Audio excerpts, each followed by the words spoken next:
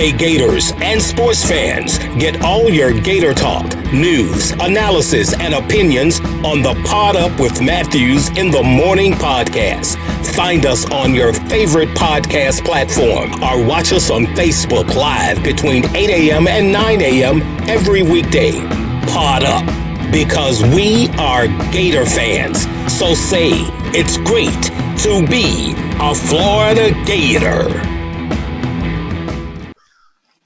Good morning and welcome to a special edition of Pod Up with Matthews in the Morning from the Crime Prevention Security System Studios, large enough to serve you, small enough to care. Special edition, folks, it's 9/11.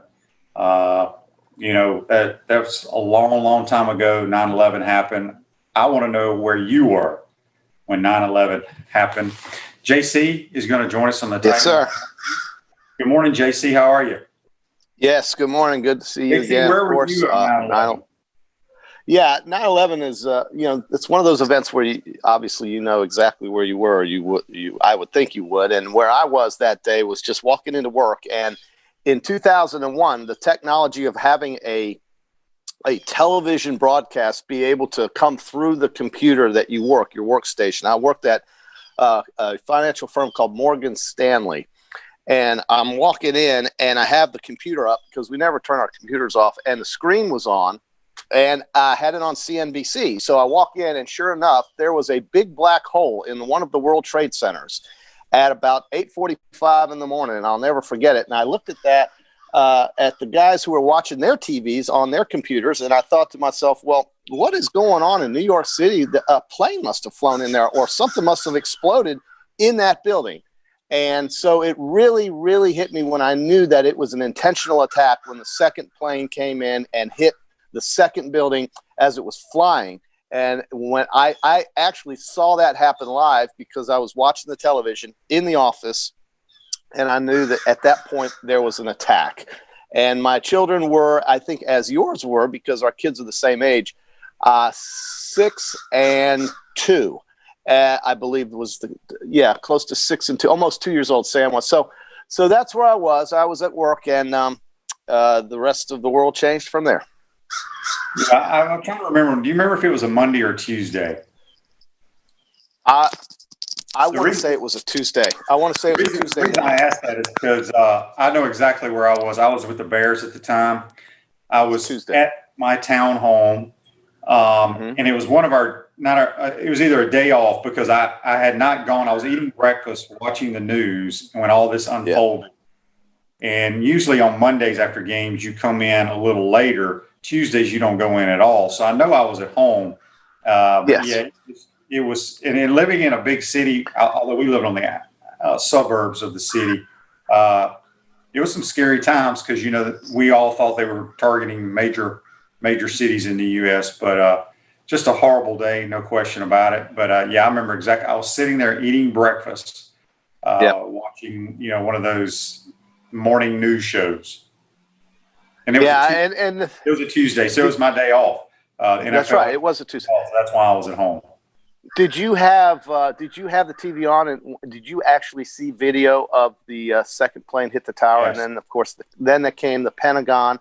And once things started kind of falling on top of each other, meaning, once it was kind of a domino effect for me, because after that second building got hit, and you knew something sinister was going on, then came the Pentagon. Then came, the plane that was, basically the plane that fell into that crashed into the ground in Pennsylvania, that those very heroic Americans saved from going to the White House or the Capitol building. I was starting to think, wow, we're going to go to war. I really did. I thought we were going to send a nuclear bomb somewhere. I didn't know what was going to go on. Which wouldn't have been a bad idea. It just was very scary to think of what was coming next, because it just kept.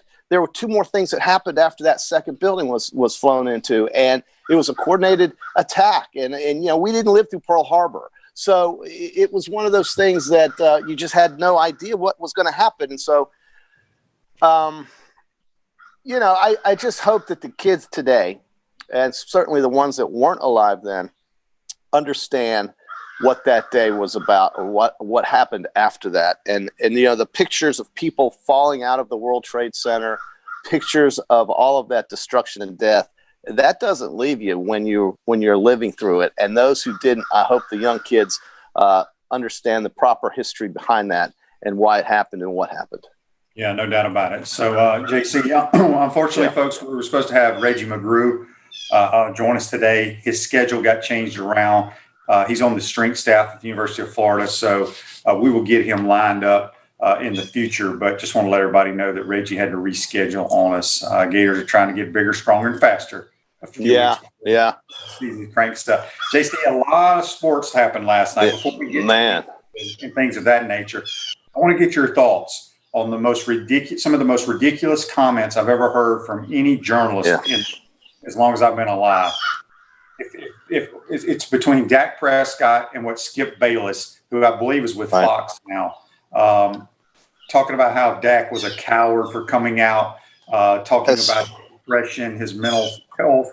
I've had the Holinsky family on this show here, who their kid took his life a couple of years ago, and they travel around talking to athletes, about it's okay if you're having problems to speak to someone. And I salute Dak Prescott. Yeah, Dak Prescott.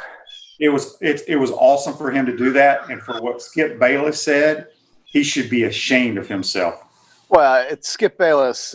You want to talk about reckless and just completely callous. I know what Skip Bayless does for a living, in that he's there to try to drive ratings and to try to be heard and to try to be talked about like we're doing now.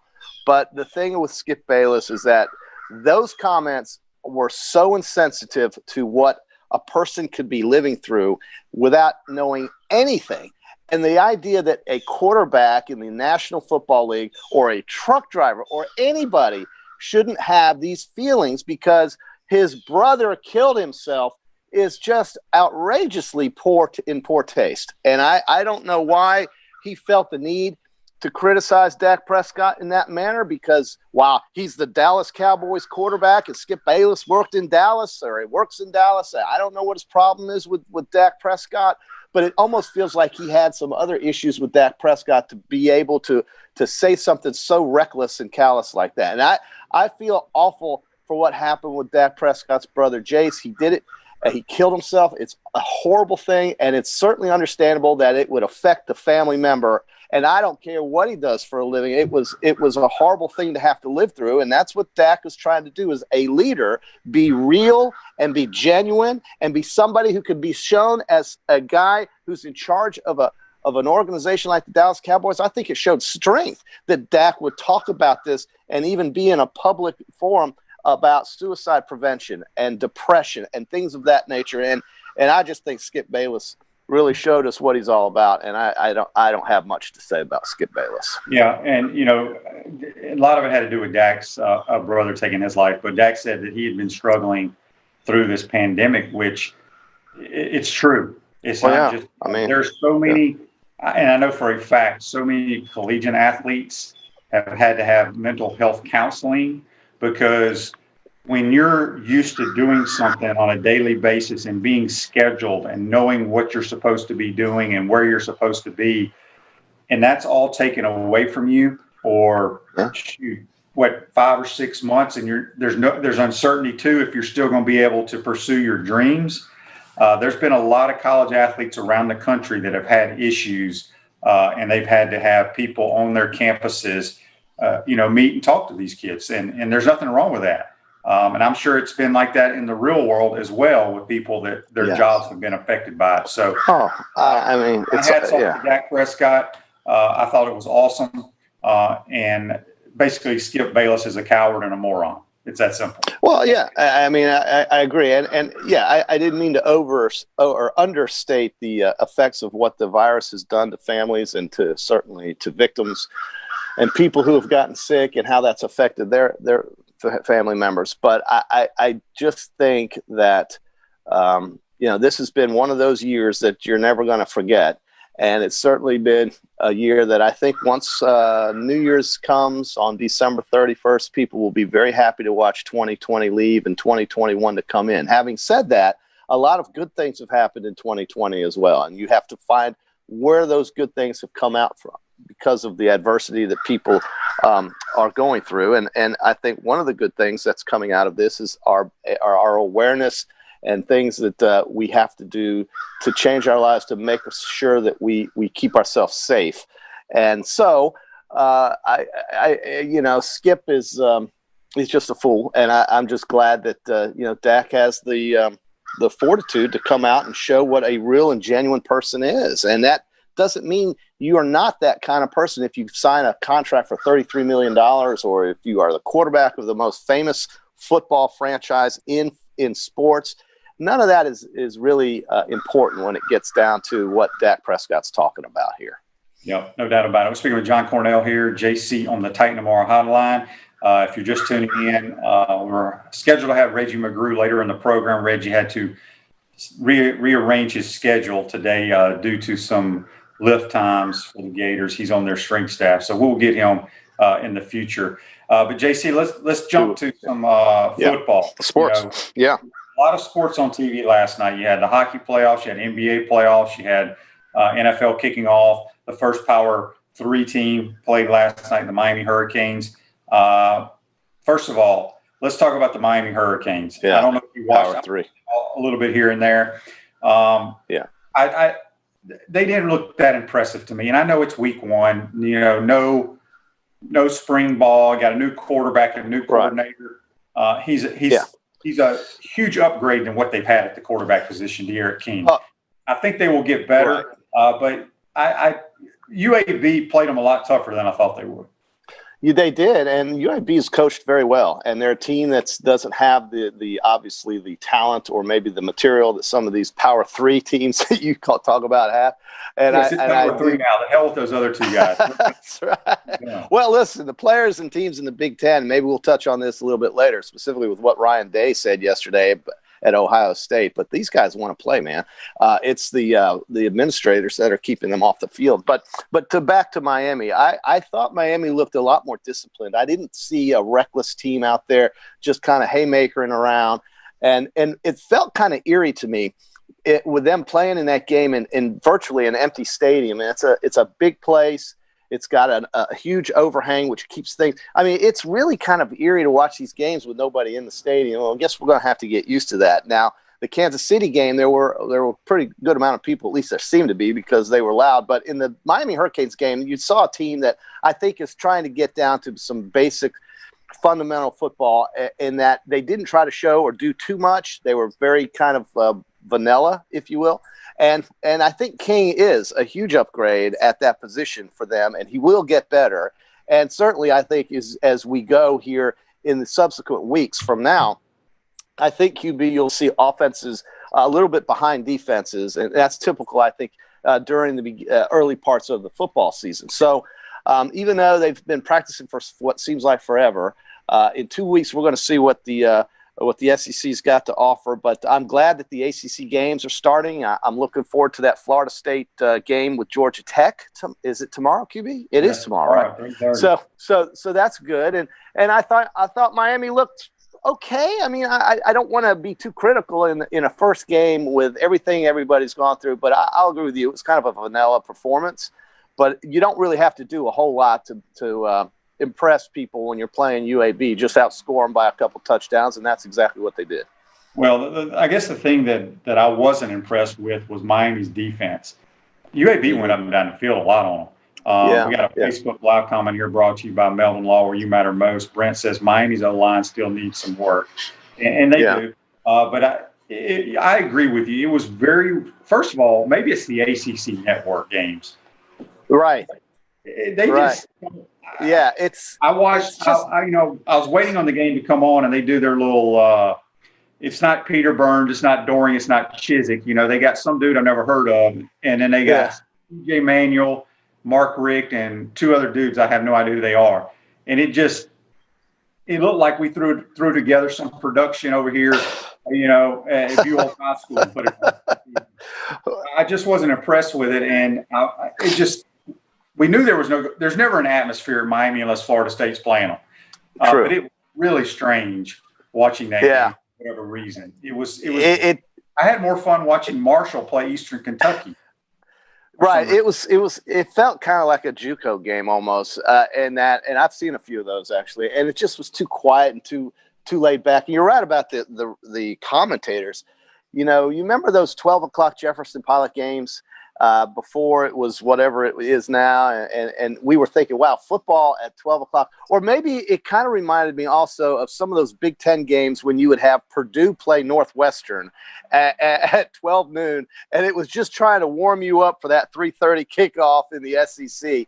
So, you know, that's kind of how I looked at that game. And I was thinking, man, I just got to focus on what's being done on the field and try to forget about all the things we're used to. And these announcers they will cure insomnia. There's no doubt about that. JC, we got some Facebook Live comments here brought to you by Melton Law, where you matter most. Brent again says UAB's wideouts gave Miami's defense all they can handle. You're absolutely right. UAB's wideouts are very talented. Here's one for you from Russell, brought to you by Melton Law. He has a fun fact for you, JC. You ready for this one? Okay, I love fun facts. UAB and Miami have the same amount of ACC championships. Yeah, very, very true. I'm impressed with that fun fact. Thank you for. Well, here's a fun fact. It just came to mind. You know, I think when Miami was added to the ACC, you know, everybody thought they were going to be playing for the championship every year.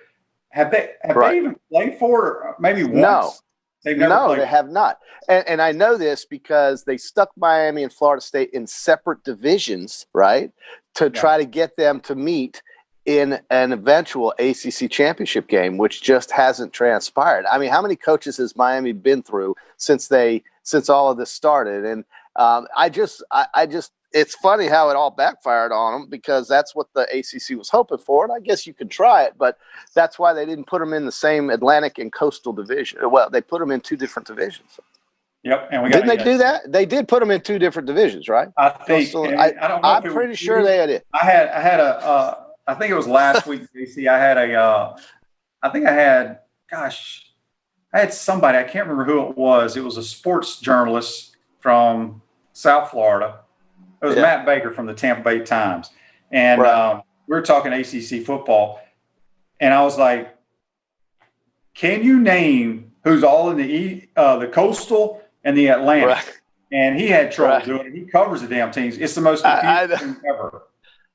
It really is. I mean, I just get confused by the names, Atlantic and Coastal, because they're both the same thing, right? Atlantic Ocean, Coast. I mean, so they could have gone north-south, maybe. You know, Boston College, you know, Virginia Tech, where it snows, and then Tallahassee and Miami, where it's hot. But no, Atlantic Coastal is why it confuses me, because I'd really have to study it. But I would say that if I was covering the conference, I would know that, because then I would have some real genuine interest in the other teams, like Wake Forest and NC State and Duke and North Carolina and so forth. Basketball is different for the ACC than football, as we know. And I will say this about the ACC, since we're talking about them.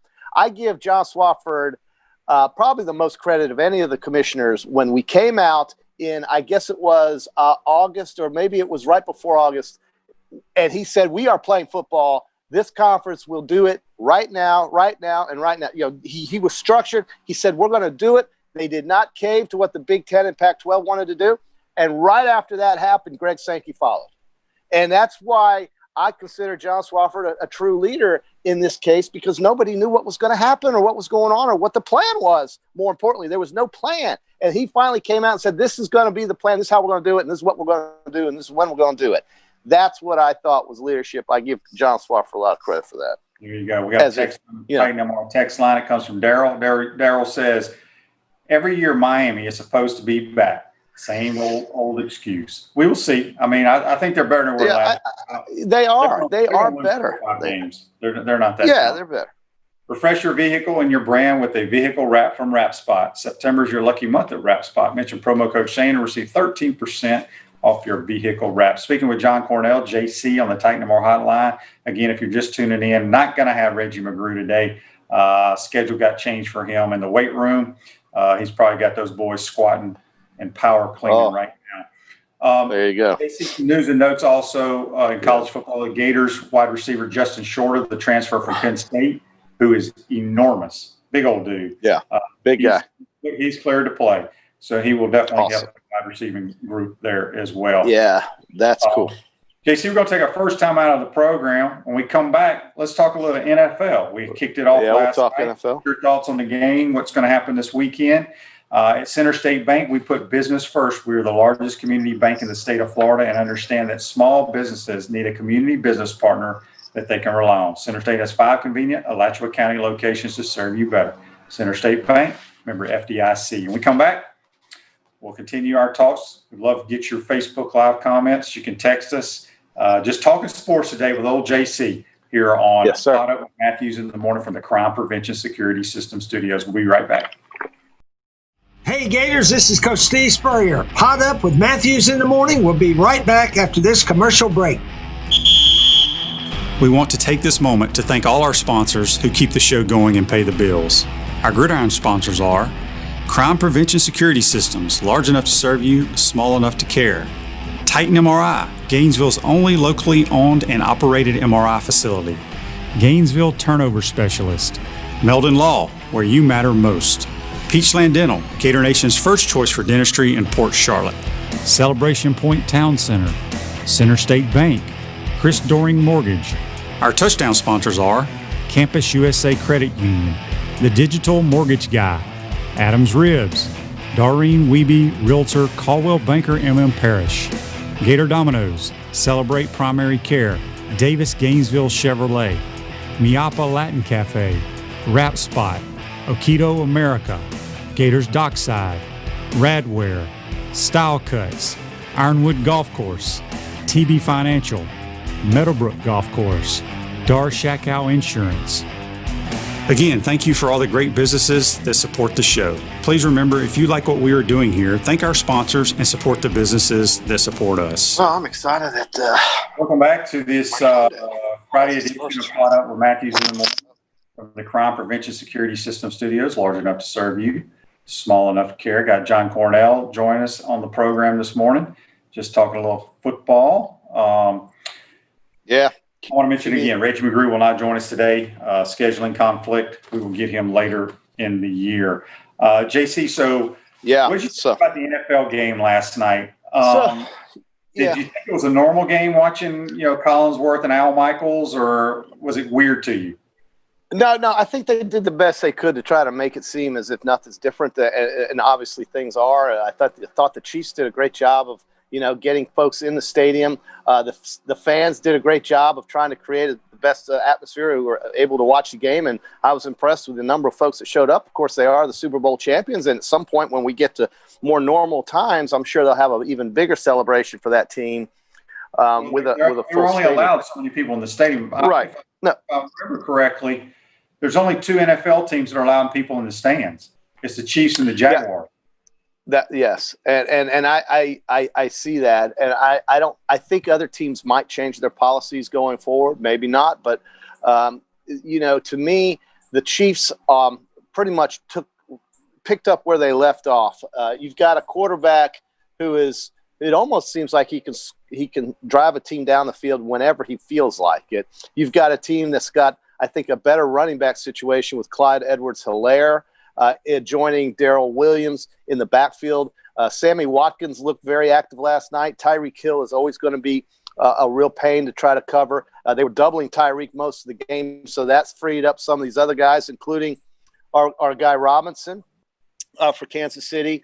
So, the thing with the AFC is that teams are going to have to try to figure out a way to catch Kansas City. Houston did a pretty good job early, but the defense for Kansas City is what I think showed me more than I was more surprised by how well they played.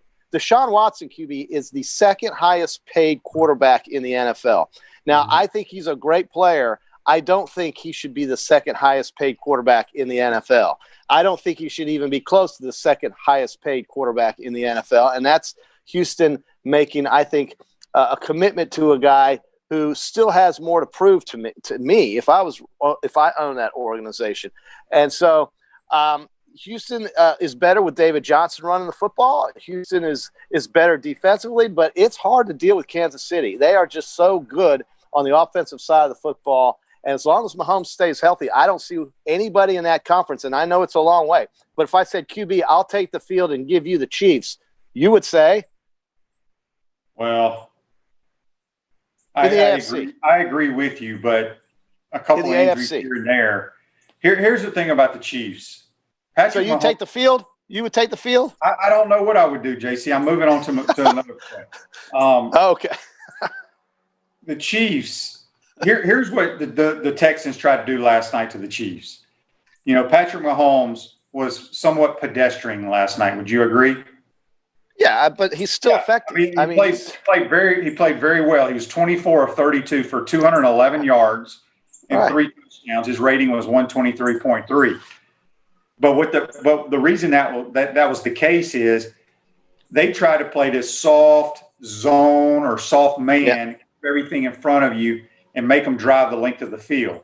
Tony Dungy defense. Is Patrick Mahomes going to be patient enough to do that? Well, we saw last night he was. So here's the thing. He may not have the gaudy numbers because I think this is what teams are going to try to do. And I couldn't understand. Well, I know why the Texans were doing it. I thought the Texans ran the football way too much. Even when they were down like 3 scores, they're still running the football. It's because they were trying to keep the damn game close instead of trying to win it. Yeah. So it's going to be interesting to see what defensive coordinators try to do to Mahomes and that offense because, you know, I was waiting on them for take a bunch of shots, but they never really did because it was the way the defense was unfolding. And so Andy Reid, they ran the football, they dinked and dunked, and he does a tremendous job with that. But, yeah, the Chiefs are going to be hard to beat as long as number 15 is their quarterback. I'm telling you now, he's the most talented quarterback I have ever seen and has ever played in the National Football League, and he could win a ton of Super Bowls. Yeah, it's the only thing I think that stops him right now is his health. If he's not healthy, then obviously things change. But if he stays healthy, I agree with you. Now, he got hurt. I guess it was running a damn quarterback sneak. Right, so he's going to get smarter as they go, and certainly he is the player to watch. I still though am shocked that they gave Deshaun Watson all that money in Houston. Well, here's the thing, JC. You and I off air have argued why would anybody pay Dak Prescott all that money? It's the same. They're the same quarterback. Would you pay Dak Prescott the money they paid Deshaun Watson? No. We've talked about this. No, and that's why I can't believe Dak didn't take what they offered him, which I thought was incredibly generous. You know, and so what? They make him the franchise. They give him the franchise tag. But I that's why I was shocked that Dak's agent wouldn't allow him to just take what they offered, which was, I mean, it was a top 5 salary, wasn't it? I mean, so I couldn't believe it. And so these owners are they're smitten with these players. And I think a lot of it has to do with marketing as well. I mean, you can market Deshaun Watson in Houston. You can market Dak Prescott in Dallas. It's very, very lucrative, and you get your money back. But the comparisons of these salaries for some of these quarterbacks like Watson and Prescott to get these kind of numbers when there's other guys out there who you could argue are better is just amazing to me. It's really something. And I don't know what the Houston management is thinking, frankly. I just think they've just paid him way too much. I mean, they gave him Aaron Rodgers money. I mean, this is just crazy, and actually more than that. So, these guys do what they do, and that's fine. They've got it to throw around. But it doesn't make sense to me. And I think Houston's a team that's going to have to fight to win their division. They are not going to just cakewalk through the division. Tennessee is there, and the Colts are there. And, of course, so is Jacksonville. But that division is not a give. It's not a gimme like maybe the AFC West is with Kansas City. So I don't know. I don't know what the Houston ownership's thinking, but it was predictable. It was predictable that two things would happen, QB. It was predictable that the Chiefs would win, and it was predictable that the Chiefs would cover, and they covered pretty easily, and they could have done a lot more damage, I think, if they had scored there at the very end when they were down on the goal line. So. At Chris Doring Mortgage, they do mortgage lending right, helping home buyers throughout Gainesville and North Central Florida. Call Chris Doring Mortgage today at 352-244-0840. Speaking with JC on the hotline. We got a Facebook Live. We're going back to college football here for a minute. Facebook Live comment question from Kevin, brought to you by Meldon Law, where you matter most. He says, Shane, what do you think about the Georgia QB job going forward? Okay, so if you've been living under a rock, they had this transfer named Jamie Newman, who transferred from Wake Forest, that everybody, for some reason, basically thought he was going to be their answer and take them to the national title.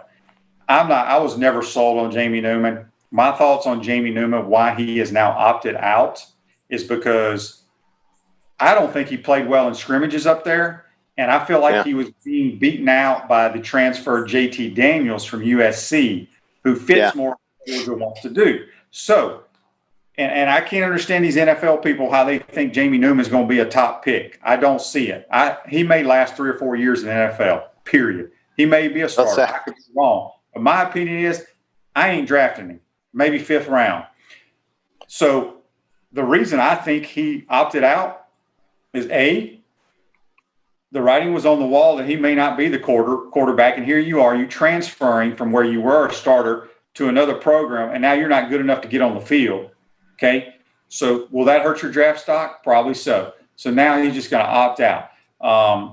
I'm more concerned that JT Daniels is their quarterback than Jamie Newman, because I think JT Daniels is exactly what Georgia is looking for in a drop-back passer. Well, he does fit that mold much better than Jamie Newman, who's more of a dual threat, as you know. But, the thing that I keep going back to is, what if Georgia had kept Justin Fields instead of Jake Fromm and let him play? How would Kirby have had to adjust his offense for that kid? And he didn't, because he made the decision to start Jake Fromm over Justin Fields. And then we saw what happened when Justin Fields left to go to Ohio State. That's just not the way Georgia plays. So I don't think Jamie Newman fit their design, if that makes any sense. And I agree with you. I think Daniels is exactly what they're looking for. And you're probably right. He was probably winning the battle in practice. And that's what Jamie saw, the writing on the wall. So he took the obvious and most predictable avenue out so that he could save another year of eligibility and try again later. Yeah. No, he's opting out for the draft. For the draft, he's going to the draft. Well, he could have done either. But who the hell is going to draft a guy who played at Wake Forest and hasn't played in over 2 years? Well, the NFL people predict him to be a 1st or 2nd round pick. I don't see it. Okay. Well, I think did they do that before he dropped out? Did they predict he would be a 1st or 2nd round pick before he dropped out, or did they predict he'd be a 1st or 2nd round pick as the potential starter at Georgia? They're just going on what they saw at Wake Forest, which I saw him play a ton at Wake Forest. And he didn't even have the starting job at Wake Forest until another kid got hurt. And then regardless, we're spending way too much time talking about Jamie Newman and the Georgia Bulldogs. Well, it was a good question on Facebook. So there Absolutely it was. Okay, so back to the NFL, JC. Pretty much the season kicks off this week. Any particular teams? I know you're a big Rams fan. Well, I am. Any games you're looking forward to? Well, QB, it's really great that they're finally getting this thing going, and I am looking forward to some of these matchups in particular because I think you're going to see some really close games, and I think Green Bay and Minnesota would be one of those games. I also think the Seahawks in Atlanta could be an interesting game in Atlanta. I also think that my team, my dark horse. Who are they, QB? If you were listening the other day on the show. It's the damn Detroit Lions. Detroit Lions. Yes, it is. The Detroit Lions, by the way, are favored over your Chicago Bears, who, look, the Chicago Bears showed us who the Chicago Bears were when they took Trubisky and left the other two guys like Mahomes and Watson off the draft board behind Trubisky. And I don't know why that happened, but that's who they went with. And the Lions are going to be a surprise if they stay healthy and get some breaks that they didn't get last year with some awful officiating that went against them and some untimely injuries. And I think that's why Stafford basically took the year off, because he knew it was pointless at that point. And Matt Patricia was just stuck with what he was stuck with. But I'm telling you, I think the Lions are going to shock people. And I know that's a surprise, but you got to have a hot take some point instead of just say, oh, it's going to be the Chiefs and the Cowboys or the Saints. The Saints in Tampa Bay, though, is the game. It's a 4:30 game. That's going to be the one I think the whole country's going to want to watch, obviously, because Tom Brady's going to start for the Buccaneers, and we'll see how he picks up that offense. I was reading where at some point he was kind of he was slow picking up some of what Arians' playbook is about because he doesn't get to freelance as much as he did in New England. That's what I read, QB. So that'll be interesting to see how Tom Brady. Well, I mean, QB, they put it on print. You got to read it, right? And so that's what I read. I wasn't believe everything you read. No, I don't. Okay. No, I know. I mean, but don't you think that will be the highlight game? I mean, obviously that's why it's at 4:30. There's no question. There's no question. Yeah. It's the game of the week in the NFL. It's the game of the week. And then a great Sunday night game. And a great Sunday night game, too, with my Rams and the Dallas Cowboys. Yeah, I mean, look at the Rams. Where's that game at? In the new stadium? That's in the new SoFi Stadium, which won't have anybody in it. And it's absolutely amazing. I know exactly where that stadium is. As you fly into LAX, you will fly right over it to the right side of the cabin. Through the window, you will see the new SoFi Stadium to the north as you go in west into LAX, because it is at the old Hollywood Park location. And that's where they had a great horse track and a great poker room. And it was just knocked down for this beautiful stadium. And it is one to see, a glass roof. I mean, and nobody will be in it. So, yeah, it's going to be strange watching. That's a Sunday night game. That'll be your Sunday night game. I'm curious why the NFL,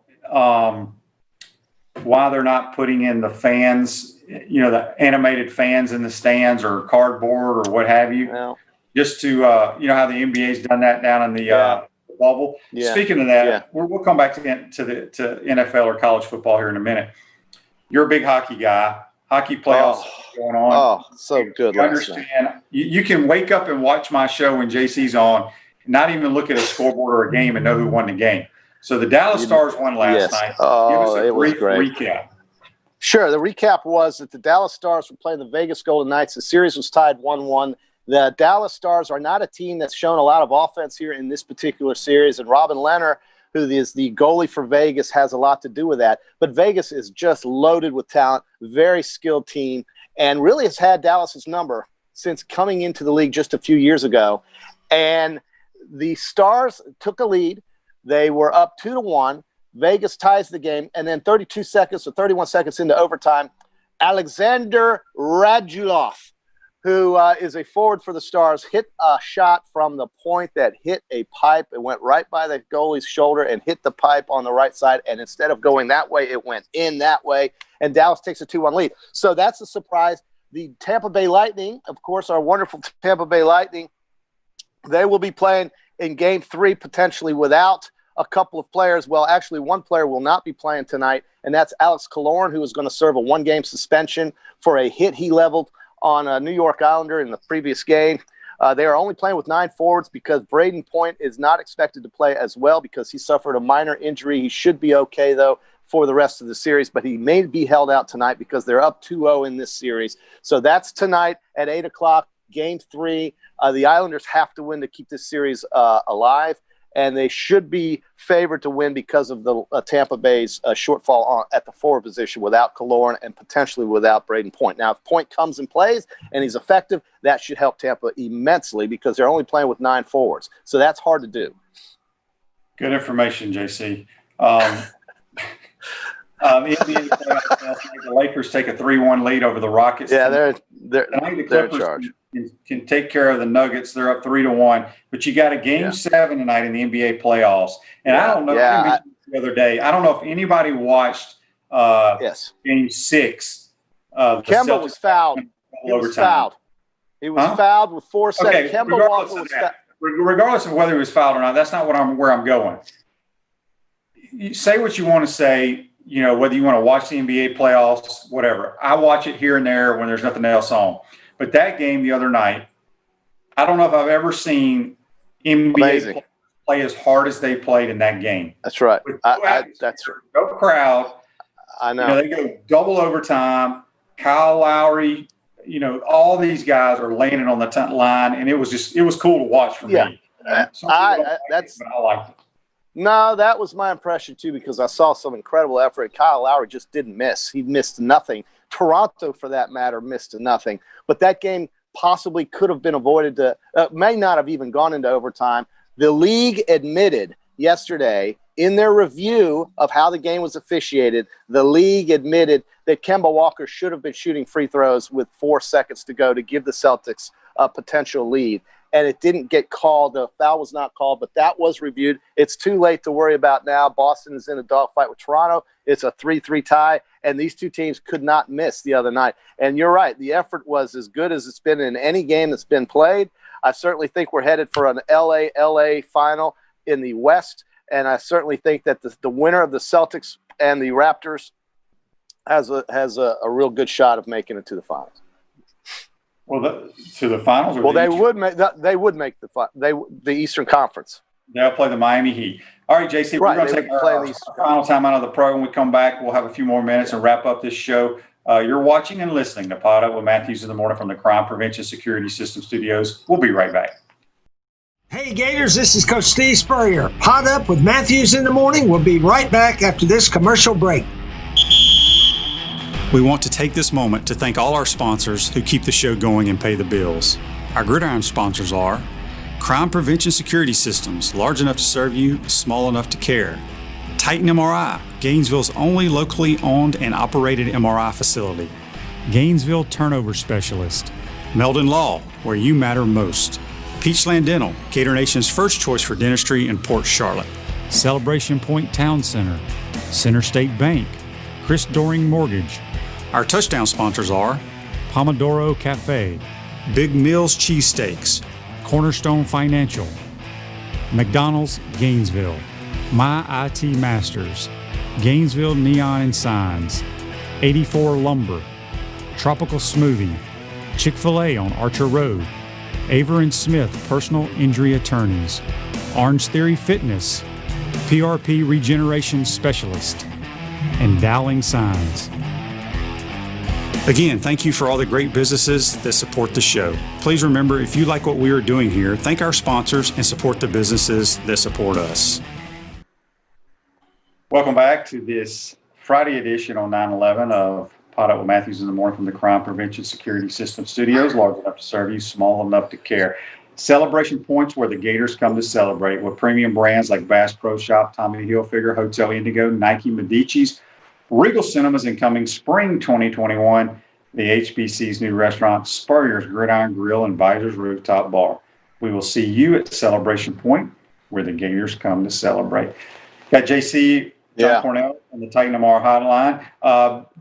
We haven't talked a whole lot of Major League Baseball here, but we got to get a shout out to former Gator Brady Singer.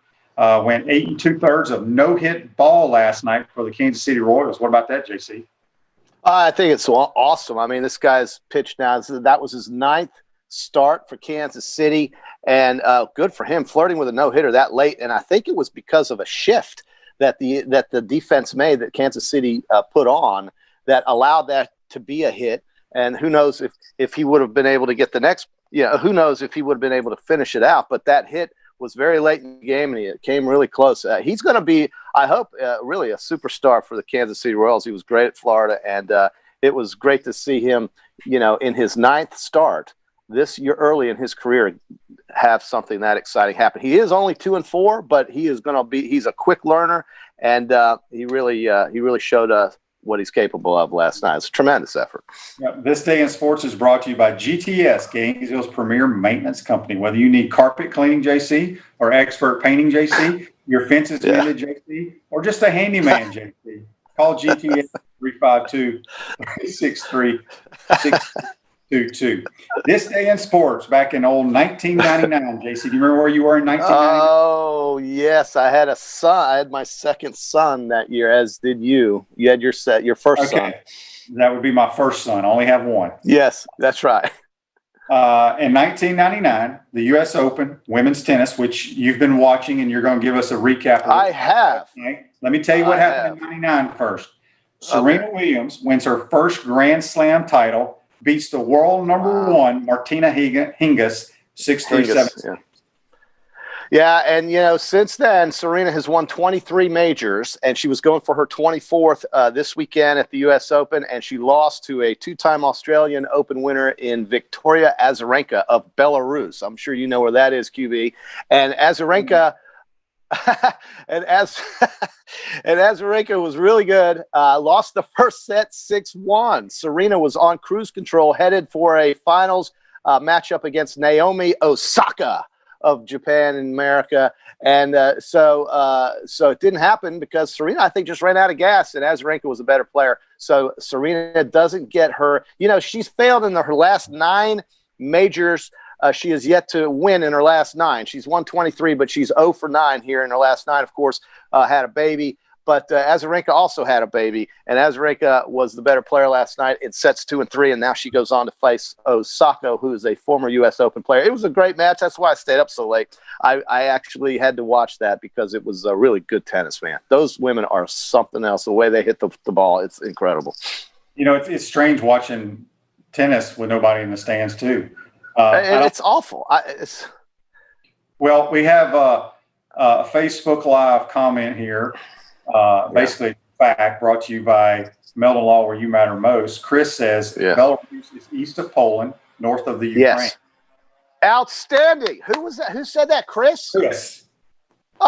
We have people who know geography listening and watching this podcast. That is awesome. He's absolutely right. A former Soviet republic. And now, if he could tell me what the capital of Belarus is, I would really be amazed. And if he doesn't, I'll tell you it starts with an M. So just figure that one out on your day today, Chris. Great job knowing that fact. I am so impressed. All right, JC, let's move to what's important to us around here. He says he was a geography major at UF in 1993. Tremendous. Awesome. So college football, we're going to have a full slate tomorrow of the Big 12, Big 12 and ACC kicking off. Any games jump out to you? Yeah, well, obviously, I think we will really are curious to see how Norvell does in his debut with Florida State. They're going to be well coached. They're better coached than they were last year. Obviously, I think they are the team that brings out the most interest for me on this particular weekend. These spreads are pretty big, so we're expecting some high-scoring blowouts potentially. Notre Dame and Duke will get some TV exposure at 2:30 in the afternoon. That Florida State game's on at 3:30 with Georgia Tech. I have no idea what Georgia Tech's capable of with former Gator defensive coordinator Jeff. Help me out here. They're in your Jeff Collins system, so I think Georgia Tech will be a good test for Florida State. I hope it is. Yeah, it'll be a good opener. Game. Real quick before we get back to college football, David says on Facebook Live, Minsk is the capital. Minsk. Yes, M-I-N-S-K. Yes, outstanding. This is so impressive for me to hear these. We'll start having a geography segment in JP. Well, we used to have geography with the QB on JC and the QB on 105 The Game. Yes, also like Atlas van lines or somebody to. So we've got Clemson and Wake Forest QB, 32 points. Is that too many? No, they're going to roll. So they're going to kill that team, and Texas is a big favorite at UTEP. I mean, these are just games to get us going, and I'm glad we're seeing something, right? Well, Oklahoma should. Yeah, I'm anxious to watch the Duke game as well. Notre Dame has high expectations this year. Cutcliffe is a very good football coach, but he's got the Clemson transfer quarterback, Chase Bryce. Yeah, I think he's a good little player. We have a local kid that plays for Duke, Chris Rump. His dad used to be a coach here. He's defensive end for them, so that'll be a good game to watch, no doubt about it. But right. Notre Dame. North Carolina, Syracuse could be pretty good. Sam Howell, their true freshman quarterback last year, had a tremendous year, but Dino Babers in Syracuse can cause some problems. That should be an entertaining game to watch. Well, that's the thing, isn't it? I mean, we want to be entertained, certainly, and certainly now we have something to watch, some games, and those are some ACC conference matchups that you're happy to see. Of course, we're going to see all conference matchups this season in the SEC, and that's great. I'm thrilled about that. And you're right. Ian Book and Notre Dame is going to be a question mark. We'll see how they do. They're an ACC team right now, so to speak. That's the conference they're going to be a part of and they're going to play in. So South Florida plays this weekend as well, South Alabama, some of the teams close to home. But, the fact that we are just 2 weeks away from Florida football at Mississippi, it's hard to believe. You know exactly what we were doing in June and May and April and July with all the uncertainty out there, sitting around watching absolutely nothing. And we are just 2 weeks away from getting to see our teams play football. And I just can't help but think that the Big Ten is going to be sitting there on September 26th thinking, if we don't start by October the 10th or 7th or whatever date that is, we're going to miss out on this season. And I think we're going to hear something soon. Ryan Day's note to the Big Ten administrators and the commissioner was pretty heartfelt. He stood up for his players. He flat out said he was disappointed in the reaction that the conference had in terms of transparency and the reasons why they aren't playing. And that's the biggest problem they're living with right now. It's a public relations disaster for the Big Ten. And if they go back and say, sure, we're going to start on October the 7th, it will basically put them in a very precarious situation as leaders of young men of higher education, because they will essentially say that if we play on October the 7th, we don't believe what we said at the end of August. And that's the way I look at it. And they put themselves in a hole, and that's just the life they're going to have to live, because I think they're going to play, QB. I really do. Yeah, who was it? Like the Ohio Attorney General, something said Ohio State should sue the Big Ten or something like that. Right. I mean, we're talking about the flagship university of that conference. Clearly, they are. This is not Purdue. This is not Illinois. This is the Ohio State. They are the leaders of that conference, so to speak, when it comes to the most lucrative activity you can perform, and that's football. And they want to play. They cannot afford all these kids, all these opportunities. Look, if everyone else is doing it, and that's where it comes from. If they can watch the Bengals and the Browns and all the high school teams play, and then everybody in the South play, and everybody in the Midwest play, and everybody on the East Coast, Atlantic Seaboard play, they got to come out and say exactly why aren't we playing? And they haven't done that, and it's a public relations nightmare, and they did it to themselves. And I'm glad that the pressure is there, because that's the only way this would have happened. We got a couple of Facebook Live questions and comments here. We got a couple of guys arguing back and forth, not really arguing, but David says that he thinks Florida State is going to be one of the most improved teams in the country because they have talent and it's going to be much better coaching. I agree 100% with that. I don't want to equate it to when Coach Spurrier came in 1990 and changed it around that fast. But what I saw from a coaching standpoint the last 2 years in Tallahassee, I wouldn't want my Pop Warner team coached like that. So there's going to be improvement there. And so Brent questions David by saying that on Facebook Live with James Blackman at quarterback. It doesn't matter. They're going to be much better coached, no doubt about it. I promise you. Saying that as a Gator, I don't want to say that, but there's talent on that team. They just got to coach it, and they have not been coached the last 2 years. No, it was a disastrous hire. I think it was obvious that they made a mistake. And, you are what your record says you are, and their record was just terrible. And that school is much better than this on football. And, look, their fans knew it. It was just a horrible thing to watch. They were just awful. And so they'll be back quickly. And I think Norvell's, look, if I'm a guy in Memphis and I've won games at Memphis and I'm a highly respected and thought of coach, and the Florida State job opens up, I'm all over it because I think it's a good job, and certainly they could do a lot of good things with all the talent base that's around them. So absolutely, they're going to be back. It may take a year or two, but they're going to be back. They are. But I don't know how far they can come back because, JC, let me ask you this. I'm not 100% sure. Is Florida State on the same side as Clemson? They are. So that's a problem. Yeah. I think that's the case. Yes, that is a problem. They always play Clemson, and they do the home and home. So that would, to me, yes, they are certainly on the same side, and that's a problem. But, Clemson is the high water mark in that conference, and Trevor Lawrence is one of the biggest reasons for that. But the way Dabo recruits and the way Dabo's got that program on a roll right now, you're right. It's hard to see anybody coming even close to them. That doesn't mean you shouldn't play them and try to beat them. As Syracuse has shown, it can happen, and Pitt even beat them one year. But I certainly think with Trevor Lawrence, that's the favorite and possibly the number. Well, I think without Ohio State in the story right now, you'd have to put Clemson number one until somebody knocks them off. So, JC, I'm just going to give a rundown. Obviously, you'll be joining us a few days next week, but here's our so-called celebrity guest, if you want to call them that, for next week's show. We're going to have Roger Maris join the program. Love that guy. We'll have Frank Frangie. We'll have Frank talking college football. But he's also the voice of the Jaguars. We'll be able to recap game one. The Jaguars are the youngest football team in the National Football League. It'll be interesting what they do. I'm going to have Ernie Mills, former wide receiver, on. We'll have Brent Beard with our high school coaches. Brent's always Sure. full of college notes, and I love how what a week. And then former All-American, who's now the head swim coach at the University of Florida, Anthony Nesty, will join us. Yes, that's a great week of guests, QB. You've really done a good job. Your booking department should be really pleased with the way They came should. through They there. should get a damn raise. Well, I'm sure you could try to make that happen, QB. Get your people to talk to their people. But Yes. I certainly think the booking department did a great job there. And Frank Frangie, I'm telling you, he is an old pro, baby. He is one of the best there is. And Roger Maris is going to be fun to talk to because you can dive into that, the background and the history and everything that he's about. I really like Roger. Fun guy to talk to. Yeah. Well, JC, today's show's a wrap, brought to you by Wrap Spot. Be safe out there this weekend, my man. All right. All right. You too. JC. We'll see you next week, folks. Have a great weekend, and make sure you tune in next week. Take care.